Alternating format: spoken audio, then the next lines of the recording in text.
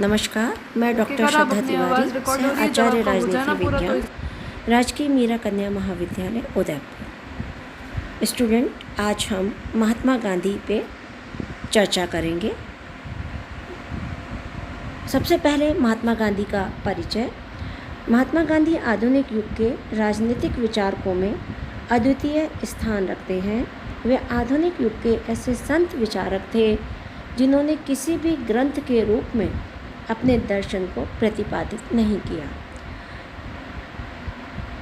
परंतु फिर भी उनके विचारों ने भारतीय राजनीतिक जीवन को एक नई गति और दिशा दी।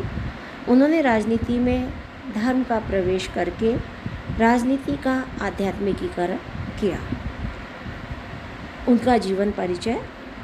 गांधी जी का जन्म 2 अक्टूबर सन 1869 को काठियावाड़ के पोरबंदर नामक स्थान पर हुआ था।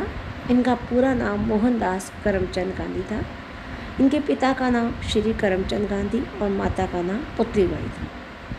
इनके पिता राजकोट सियासत के दीवान थे। 13 वर्ष की अल्प आयु में ही गांधी जी का विवाह कस्तूरबा से हो गया था। गांधी जी के ऊपर अपनी माता के धार्मिक विचारों का बहुत प्रभाव था। वे बाल्य अवस्था से ही उन संस्कारों से प्रभावित रहे थे जिन्होंने भविष्य में उनके जीवन मार्ग का निर्धारण किया। गांधी जी एक सामान्य कोटि के विद्यार्थी थे, परंतु उन पर सच्चाई का बहुत बड़ा प्रभाव था। उनमें सत्य के प्रति प्रेम सत्यवादी हरिश्चंद्र नाटक से तथा पितृभक्ति के प्रति श्रद्धा श्रवण कुमार नाटक से जागृत हुई। सन 1887 में उन्होंने मैट्रिक की परीक्षा पास की और 1888 में उन्हें कानून की शिक्षा प्राप्त करने के लिए इंग्लैंड भेज दिया गया। 1891 में बार एट लॉ की परीक्षा पास करके वे भारत लौटे। विलायत से लौटने के बाद पहले राजकोट में तथा उसके बाद मुंबई हाई कोर्ट में उन्होंने वकालत की, किंतु मुंबई का व्यय अधिक होने के कारण वे पुनः राजकोट लौट आए। गांधी जी के जीवन में अनेक महत्वपूर्ण घटनाएं घटित हुई हैं। उन पे विभिन्न चीज़ों का प्रभाव रहा है और उनके पूरे गांधी दर्शन में बच्चों प्रथम विश्व युद्ध से लेकर के और सन 1947 के स्वाधीनता संग्राम आंदोलन तक अनेक पड़ाव देखे और इन्हें हम चरणबद्ध रूप से आपके साथ शेयर करेंगे। प्रथम विश्व युद्ध आरंभ होने के बाद गांधी जी ब्रिटिश सरकार के प्रति सहयोगी के रूप में ही अधिक प्रस्तुत हुए थे। सन 1914 में मुंबई की जनता ने गांधी जी को महात्मा की उपाधि दी। दक्षिण अफ्रीका से आने के बाद गांधी जी भारत में ही रहे और उन्होंने देश की आज़ादी के लिए कठिन संघर्ष किया। सन 1915 में गांधी जी ने अहमदाबाद में साबरमती नदी के किनारे सत्याग्रह आश्रम, जो बाद में साबरमती आश्रम के नाम से प्रसिद्ध हुआ, की स्थापना की। इस समय गांधी जी को अंग्रेज़ों की न्यायप्रियता में पूर्ण विश्वास था, इसलिए उन्होंने भारतीय जनता को बिना किसी शर्त के ब्रिटिश सरकार को सहयोग देने के लिए प्रेरित किया। सन 1930 में गांधी जी ने सविनय अवज्ञा आंदोलन संचालित किया और जनता को नमक कानून तोड़कर शांतिपूर्वक सरकारी कानून भंग करने के लिए आह्वान किया।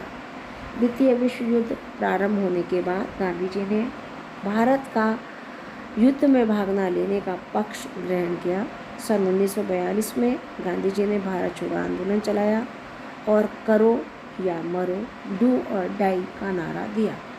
30 जनवरी 1948 को नाथूराम गोडसे ने 3 गोलियां मार करके उनके प्राणों का अंत कर दिया। उनकी मृत्यु पर महान वैज्ञानिक आइंस्टीन ने कहा था, आगे आने वाली पीढ़ियां शायद ही विश्वास कर सकेंगी कि उन जैसा हाड़ मांस का पुतला कभी इस भूमि पर पैदा हुआ था। गांधी जी की मृत्यु पर डॉक्टर स्टैनले जॉन्स ने कहा, हत्यारे को गोलियां महात्मा गांधी और उनके विचारों का अंत करने के लिए चलाई गई थी, परंतु उसका फल यह हुआ कि वे विचार स्वच्छंद हो गए और मानव जाति की थाती बन गए। हत्यारे ने महात्मा गांधी की हत्या करके उन्हें अमर बना दिया। मृत्यु से वे अपने जीवन की अपेक्षा अधिक बलशाली हो गए। इसके बाद बच्चों, गांधी जी पर किन चीज़ों का क्या प्रभाव पड़ा वो मैं आपके साथ शेयर करूंगी। गांधी जी की विचारधारा पर दो प्रकार के प्रभाव थे। पूर्वी प्रभाव, इसमें हम यह देखते हैं कि सर्वप्रथम उन पर अपनी माता के व्यक्तिगत जीवन की पवित्रता और पिता की सादगी एवं सदाचार का अमिट प्रभाव पड़ा। उन्होंने अपनी माता से वैष्णव हिंदू धर्म के संस्कार प्राप्त किए। उनके विचारों पर जैन, बौद्ध धर्म, गीता, उपनिषद, भारत के विभिन्न साधु संतों के उपदेश एवं प्रमुख रूप से जैन साधक श्री रामचंद्र जी का प्रभाव पड़ा। गांधी जी ने अपनी विचारधारा के मूल आधार सत्य और अहिंसा को जैन और बौद्ध धर्म के दर्शन से ग्रहण किया और अपने प्रथम चरित्र लेखक एक मिशनरी डोक को बताया कि अहिंसक प्रतिकार की कल्पना मुझे सर्वप्रथम शामल भट्ट द्वारा रचित गुजराती कविता से सूझी थी, जिसका सारांश था, यदि तुम्हें कोई पानी पिलावे और तुमने भी बदले में उसे पानी पिलाया तो उसका कोई महत्व नहीं है। अपकार के बदले उपकार करने में ही खूबी है। नंबर 2, पाश्चात्य विचारों का प्रभाव। गांधी जी के विचारों पर ईसा मसीह के विचारों का प्रभाव पड़ा। उन्होंने बाइबल के सिद्धांत, अपने शत्रुओं से भी प्रेम करो, जो लोग तुमसे घृणा करते हैं उन्हें भी प्यार करो तथा जो तुम्हारा अहित चाहते हैं उनके भी हित की कामना करो, सब एक ही ईश्वर की संतान है, को अपने जीवन में महत्व दिया। गांधी जी के दक्षिण अफ्रीका प्रवास के दौरान सत्याग्रह का विचार उनके मस्तिष्क में आया। उनका विचार था कि सत्याग्रह और अहिंसा एक दूसरे के बहुत निकट हैं। गांधी जी ने सत्याग्रह के विचार को ईसा मसीह, सुकरात, मार्क्स, ऑरेलियस आदि पाश्चात्य दार्शनिकों से ग्रहण किया था। गांधी जी ने यहूदियों के ओल्ड टेस्टामेंट से भी अपने सत्याग्रह के विचार को समर्थन दिया। इसमें अहिंसात्मक प्रतिरोध, नॉन वायलेंट पर भी बल दिया गया। गांधी जी के जीवन पर टॉल्स्टॉय का भी प्रभाव स्पष्ट रूप से था। गांधी जी टॉल्स्टॉय के संबंध में लिखते हैं कि दिवंगत रायचंद के पश्चात टॉल्स्टॉय उन 3 आधुनिक व्यक्तियों में से हैं जिन्होंने मेरे जीवन पर आध्यात्मिक प्रभाव डाला, और ऐसे तीसरे व्यक्ति रस्किन हैं। गांधी जी ने अफ्रीका प्रवास के समय टॉल्स्टॉय की पुस्तक को पढ़ा। इस पुस्तक ने उनके हृदय में हिंसा एवं अहिंसा के मध्य चल रहे द्वंद्व में अहिंसा के प्रति उनकी शंकाओं को दूर किया। गांधी जी के विचारों पर कार्यालय की हीरो वर्शिप, वीर पूजा तथा हजरत मोहम्मद और उनके उत्तराधिकारियों के जीवन का भी प्रभाव पड़ा। गांधी जी एडोल्फ डूम्ट की पुस्तक प्रकृति की ओर लौटो से भी प्रभावित थे। गांधी जी की कृतियाँ। गांधी जी ने हिंद स्वराज और सत्य के साथ मेरे प्रयोग, माय एक्सपीरियंस विथ ट्रुथ, शांति और युद्ध में अहिंसा, नैतिक धर्म, सत्याग्रह, सत्य ही ईश्वर है, सर्वोदय, सांप्रदायिक एकता, अस्पृश्यता निवारण पुस्तकों तथा इंडियन ओपिनियन, यंग इंडिया, हरिजन, नवजीवन, हरिजन सेवक, हरिजन बंधु आदि पत्र पत्रिकाओं में अपने विचार दिए। गांधीवाद का अस्तित्व। बच्चों, इसके बाद हम गांधीवाद के अस्तित्व पर चर्चा करेंगे। महात्मा गांधी ने कोई वाद नहीं चलाया। उन्होंने समय समय पर परिस्थितियों के अनुसार राजनीतिक, सामाजिक, आर्थिक तथा धार्मिक विचार प्रकट किए। उन्हीं विचारों को संग्रह करके गांधीवाद का नाम दिया गया है। लेकिन गांधी जी ने स्वयं गांधीवाद नाम की किसी भी वस्तु के अस्तित्व से इनकार किया है। बच्चों, सत्य और अहिंसा के मार्ग पर वो जिंदगी भर चलते रहे और उन्होंने इसी के आधार पर दुनिया को बदलने का प्रयास किया। उनके इन्हीं प्रयासों ने जीवन के अनेक रूप दिखाए। मैं कल ही नहीं उन्हें बदल सकता हूँ। संसार को सिखाने के लिए मेरे पास कुछ नहीं है। सत्य और अहिंसा उतने ही पुराने जितने की पर्वत।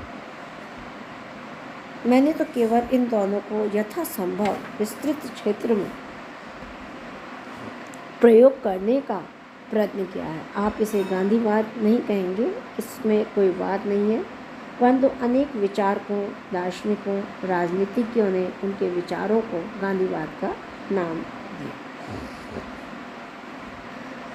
अब हम बच्चों गांधी जी का आध्यात्मिक आदर्शवाद, गांधी स्पिरिचुअल आइडियलिज्म के बारे में चर्चा करेंगे।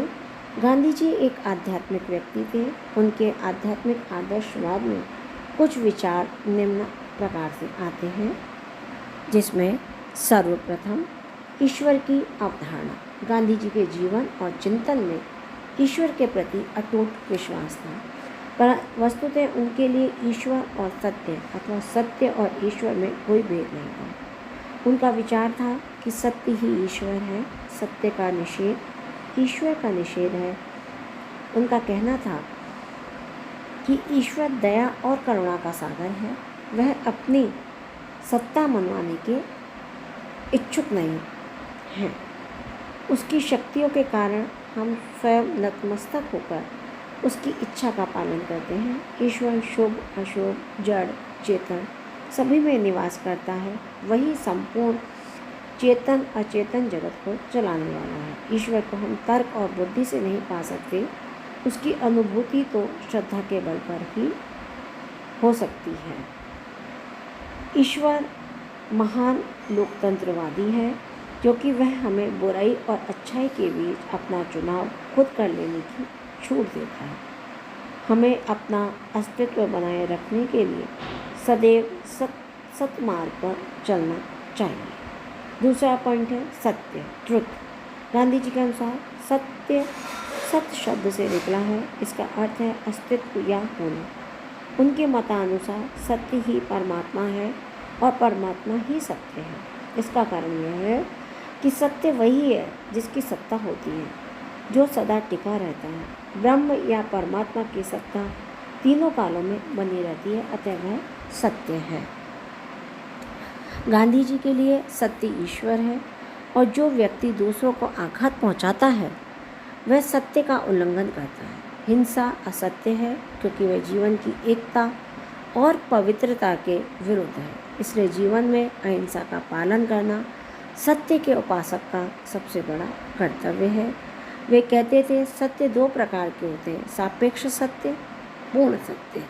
सापेक्ष सत्य वह है जो एक सत्य आत्मा किसी विशेष परिस्थिति में किसी बात को सत्य समझे, जबकि पूर्ण सत्य का आदि और अंत नहीं है। यह पूर्ण सत्य ही ईश्वर है। वे कहते हैं ईश्वर सत्यचित आनंद यानी सच्चिदानंद है, अर्थात ईश्वर में सत्य, ज्ञान और शांति का मेल रहता है। सत्य अमर है और कभी मर नहीं सकता। महात्मा गांधी ने कहा, जब तक मुझे यह परम सत्य नहीं मिलता तब तक मैं सापेक्ष सत्य को अपनाए हुए हूँ। तीसरा पॉइंट है अहिंसा। गांधी जी का अहिंसा से यह अभिप्राय था कि सृष्टि पर सब प्राणियों को मन, वाणी और कर्म से किसी प्रकार की कोई हानि ना पहुँचाई जाए। गांधी जी के अनुसार अहिंसा का यह अर्थ है कि किसी को क्रोध में अथवा निजी स्वार्थ के लिए या उसको चोट पहुंचाने के इरादे से दुख ना दिया जाए और न ही हत्या की जाए। अहिंसा का अर्थ केवल हत्या न करना ही नहीं है, वरन अहिंसा से उनका तात्पर्य अन्य किसी प्रकार से भी कोई विरोधी कष्ट ना पहुंचाना है। गांधी जी ने यंग इंडिया में लिखा, पूर्ण अहिंसा सभी प्राणियों के प्रति दुर्भावना के अभाव का नाम है। इस प्रकार अहिंसा अपने क्रियात्मक रूप में सभी जीवधारियों के प्रति सद्भावना का नाम है। यह तो विशुद्ध प्रेम है।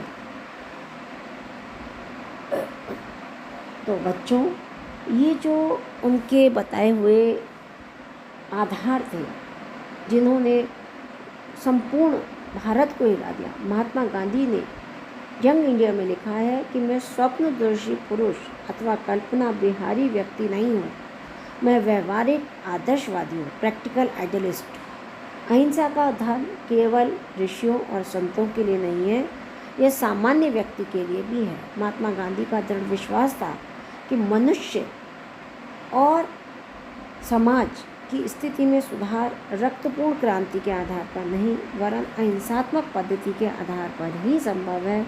उनका विश्वास था कि प्रत्येक मनुष्य में चैतन्य शक्ति होती है और नैतिक प्रभाव द्वारा इस चैतन्य शक्ति को जागृत करके उसका हृदय परिवर्तन किया जा सकता है। गांधी जी अहिंसा से आध्यात्मिक बल पाते थे और उनका विश्वास था कि अहिंसा में कठोर हृदय को भी पिघलाने की शक्ति होती है। अहिंसा आध्यात्मिक और आत्मिक बल की प्रतीक होती है, जिसके विरोध में भौतिक बल चाहे कुछ समय के लिए विजयी हो जाए किंतु अंततः उसे पराजित होना ही पड़ेगा। हिंसा केवल कुछ ही लोगों के लिए संभव है और यह भी अस्वाभाविक रूप से है, जबकि अहिंसा जनसाधारण का स्वाभाविक धर्म है, क्योंकि यह सब जैसे हम जैसे जीवों का शाश्वत कानून है। आज के व्याख्यान में इतना ही।